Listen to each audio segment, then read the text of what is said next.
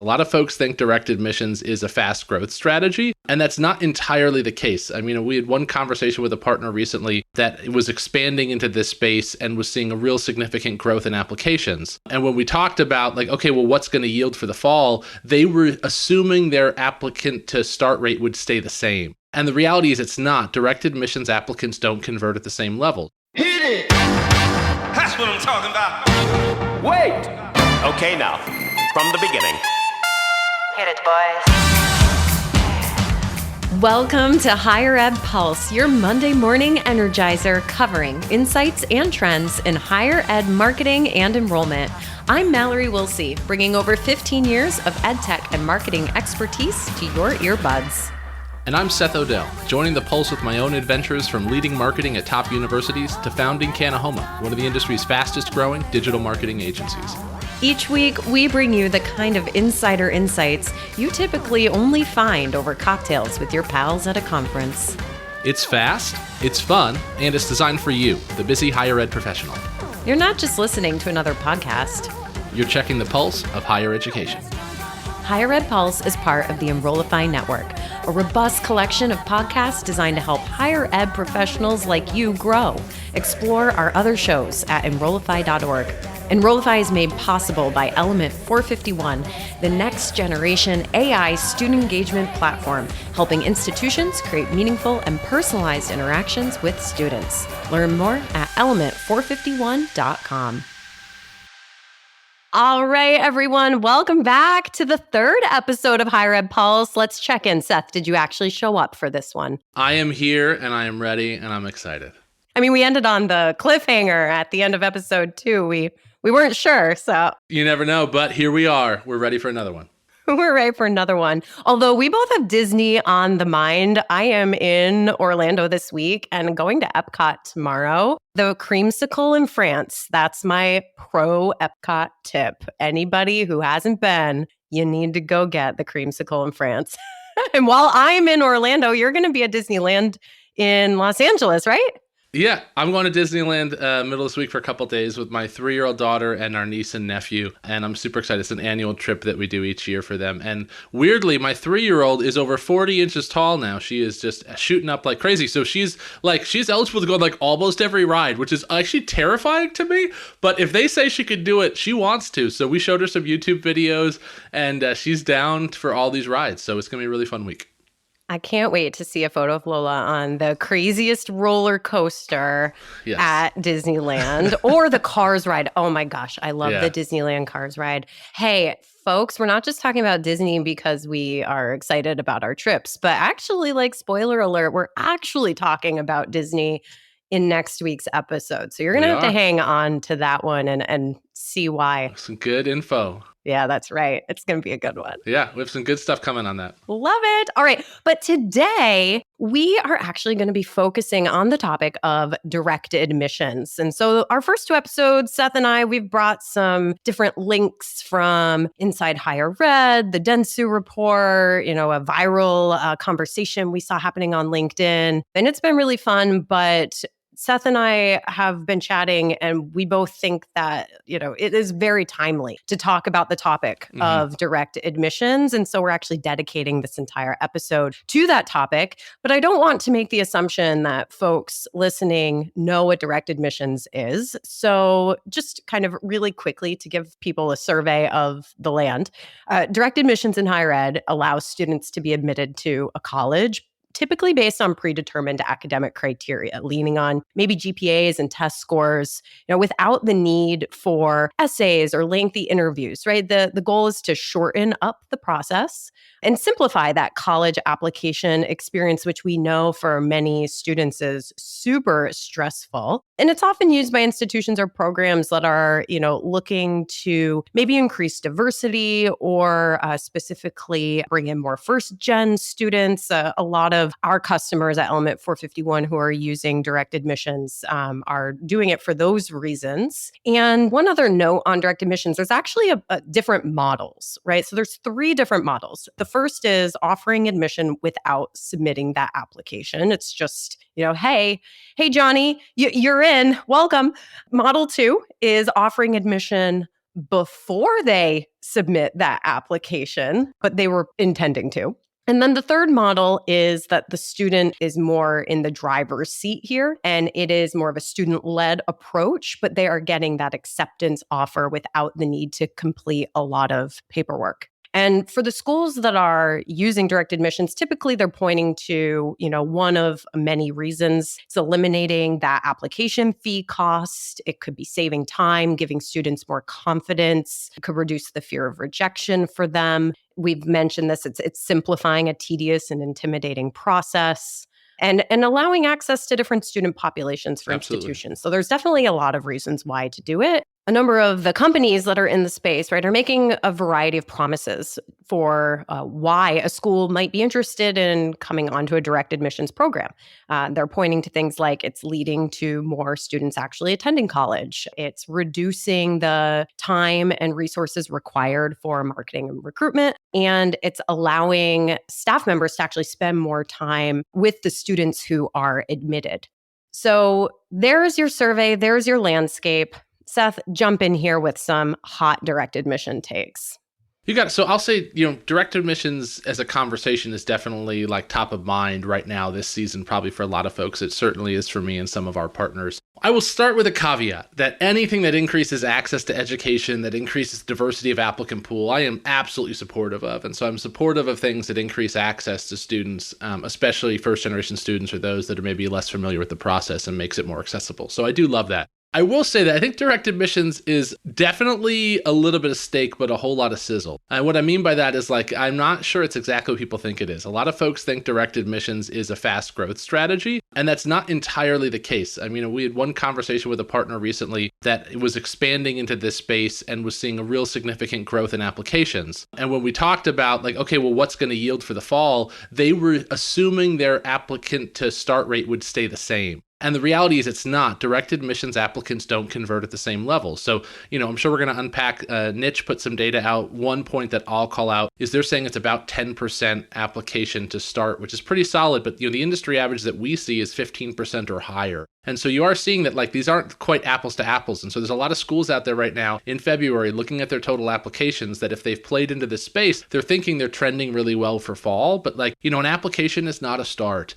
And to me, the other one I'll call it is there's been two institutions that I will not name that I saw this week alone put out press releases about record application volume for their institution. And I was just literally nobody cares. Record application volume doesn't mean anything. What we want to know is how many of those students you've converted and how many of those have you sat. Now, maybe if you're a highly selective institution that maintains, your acceptance rate, sure, then I'd be curious. But these institutions are not high, they're not low acceptance rate selective institutions. These institutions are looking to grow. And if you're looking to grow, touting growth in application volume doesn't really mean a whole lot. I want to see who and how you sit. And so to me, the big direct admissions conversation is it's increasing applications, but is it actually increasing starts? And so, for institutions that are out there right now looking at their application volume and how they're trending to previous years, I'm just worried a lot of folks are going to think they're in a lot better of a position than they are. And then, their yield may not come through. So I am maybe a little bit cautious contrarian when it comes to at least projecting performance off of direct admission performance.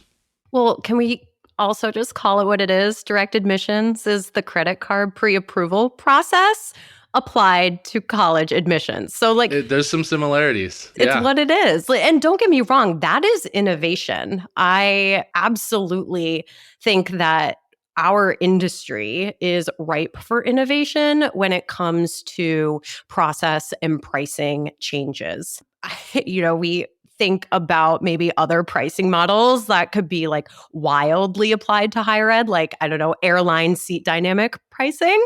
Yeah. I don't know, right? This is where sometimes these ideas start. You take two totally disparate ideas or seemingly disparate ideas and you kind of smoosh them together. This is how Dollar Shave Club had their great success, completely changing the pricing strategy and model for razor sales and applying the subscription model to it, right? Something people never thought would work. Mm-hmm. Well, direct admissions is the credit card pre-approval process applied to admissions.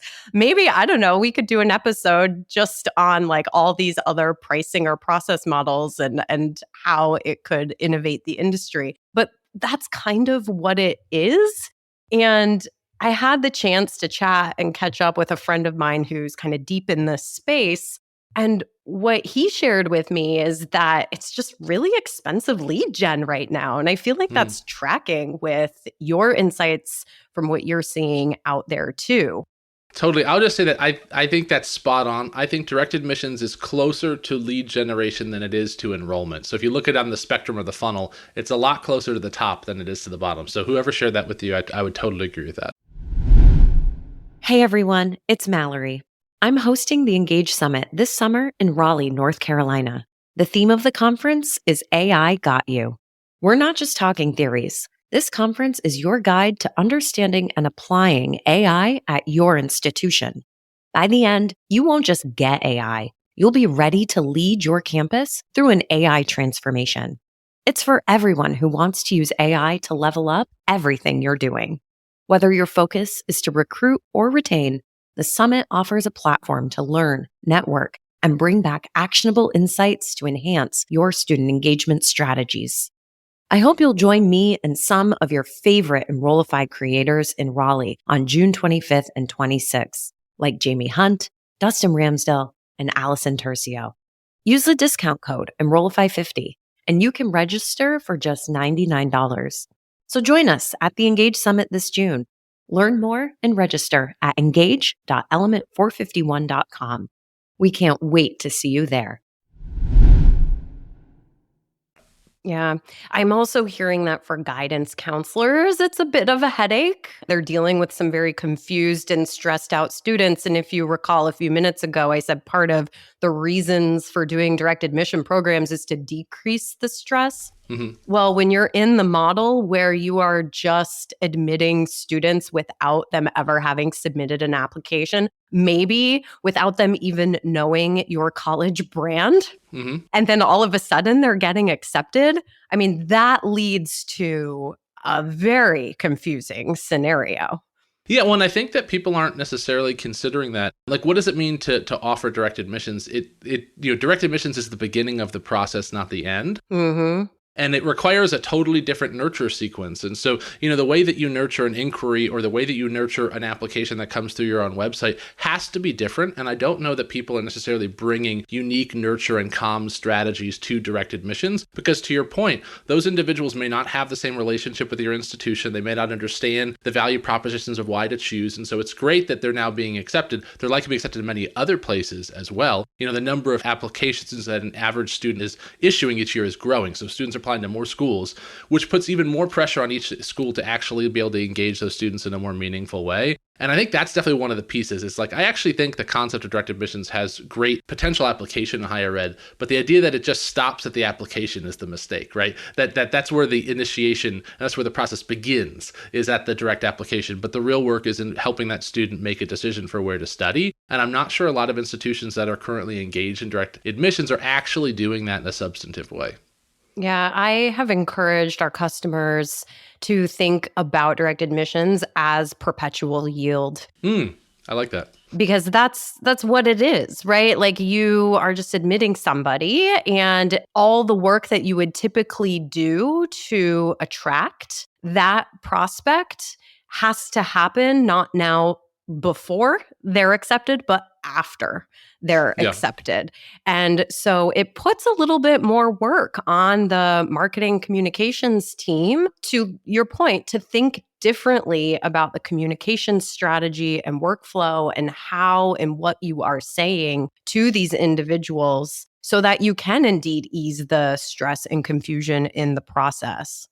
Yeah, I totally agree. And I'll say that, one item that I have not heard talked about that much publicly, I'm actually hoping to write a newsletter on it soon, is that since COVID, the campus tour has not recovered. So if you actually look at studies that have been conducted, people are taking less campus tours today than they were previous years, and they're going to less institutions when they tour, and they're not traveling as far. There's been studies out that have shown that. It's still early data, but that's important because, as we all know from the traditional undergraduate on-campus student recruitment perspective, nothing recruits better than a campus visit. And so it's great that you might be able to get a direct application from a student who has not yet come to campus, but if you can't get them to campus, it's very unlikely they're going to come to campus this fall. And so that puts a tremendous amount of pressure on your marketing and enrollment teams to be able to substantively, meaningfully engage with these prospective students and make sure that you're understanding that they have not come to actually experience what being on campus is like yet. And that's the hurdle you have to clear next. It's great that they've completed, the direct application, which essentially they haven't done to complete a whole lot. That work is more on the institution than on their side, but there's more work to be done for the institution beyond that. And one key one I'll call out is driving campus visits, because we're seeing less of them. And it's still, from my perspective, the majority, primary, most impactful thing that institutions can offer to successfully convert students that are in the funnel. Something else that I've seen, and if anyone was listening to our announcement episode with Zach a few weeks ago, I actually brought this up during that episode. New York State has articulated that the top 10% of the state's high school graduates will receive direct admission to either a SUNY or CUNY institution. That's right. And this is, Tennessee launched its own program like this. I believe the University of South Carolina and Virginia and Commonwealth University also have these top 10% standards that they announced last year. So that's really interesting. As a former admission counselor, I can say not every high school is the same. I think we know that, right? Like there is a wide variety in the quality of education that people are getting at their high schools. Somebody in the top 10% at one may not be in the top 10% at the other. And so as I have chatted particularly with some of my SUNY-based friends in the industry, they're actually a little apprehensive about this new program. They're concerned that it's going to lead to students who aren't quite ready for that particular institution to be walking into, the front doors. And what ripple effect is that actually going to have when it comes to some of the resources that get provided on campuses?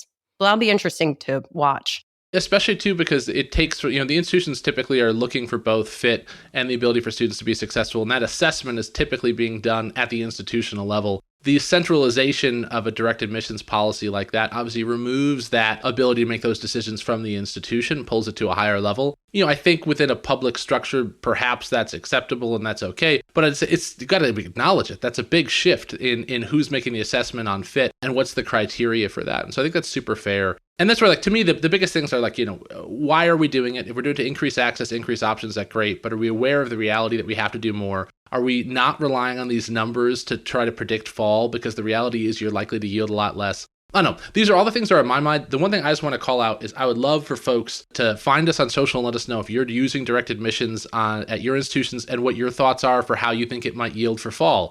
It's just been a topic that's happening in the back channel a lot, and I haven't heard it as much publicly. So I would love to know what folks' thoughts are, not just at a macro view, which I think we all agree there's a lot of significant benefit to programs like this, but more at the application level. Like within your institution, are you worried at all about being able to predict your fall if apps are up, but starts still maybe down? So I don't know, very interesting stuff happening, I think, for sure. Very interesting. But once again, these 15 minutes have just flown right by. They always do. And we have reached the end of today's Pulse episode. Our Thursday Pulse episode drop will continue the series that Shane Beglini is hosting on grad and online enrollment and marketing. So keep an eye out for that one to hit your favorite podcast network. And do us a favor, if you have been enjoying these episodes with Seth and me, let us know. The best thing that you can do is rate this podcast wherever you are streaming it from. Leave a review or just drop us a line on social media. But that review and rating, we would so appreciate it. Thank you in advance. All right, Seth, any parting words? No, just thanks for everybody for tuning in. I really always appreciate the conversations, and Mallory, it's always great to see you. All right, friends, we'll see you soon. Bye-bye.